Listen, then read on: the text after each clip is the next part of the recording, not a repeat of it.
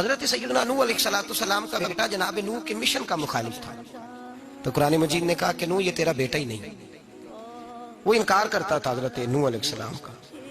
تو ایسے آدمی کی عزت کرنا ہمارے لیے بہتر، یہ افراط و تفریط ہے۔ کچھ لوگ کہتے ہیں جی پیر صاحب کا بیٹا ہوگا تو گھر ہوگا، اگر اس کے اندر زیادہ خوبی پائی جاتی ہے تو ہم اپنے شیخ کی وجہ سے، اپنے استاد کی وجہ سے، کیونکہ نسبتوں سے نسبتیں ہوتی ہیں نا، نسبتوں سے صرف ایک بات اس کو ذہن میں رکھیں، وہ اپنے شیخ کا، اپنے باپ کے مشن کا مخالف نہ ہو، شریعت کی حد توڑنے والا نہ ہو، مخالف نہ ہو۔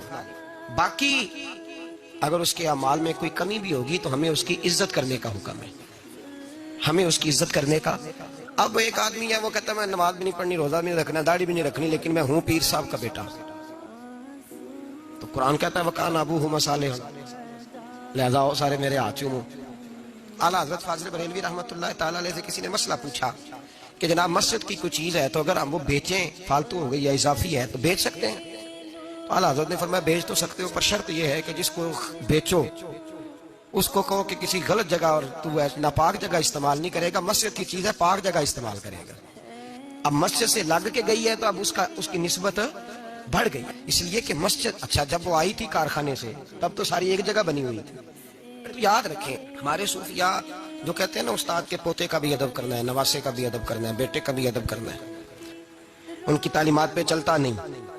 صرف ایک بات یاد رکھیں، اگر وہ مشن کا مخالف ہے، ان کی تعلیمات کا مخالف ہے، تو پھر تو آپ اس سے اعراض برتیں گے۔ بلکہ یہاں بھی دو باتیں لکھی ہمارے صوفیاء نے، کہتے ہیں کہ مخالفت نہیں کرتا لیکن پورا عمل بھی نہیں کرتا، وہ مخالفت نہیں کرتا لیکن پورا عمل بھی، تو آپ اس طرح کریں اسے رہنما نہ مانیں لیکن عزت اس کی بھی کریں، سمجھ لیں اس پہ وسوسے طاری ہیں، دنیا دار ہو گیا ہے، شیطان کے ہتھے چڑھ گیا ہے، لیکن اس کی عزت پھر بھی کریں۔ کیوں کریں؟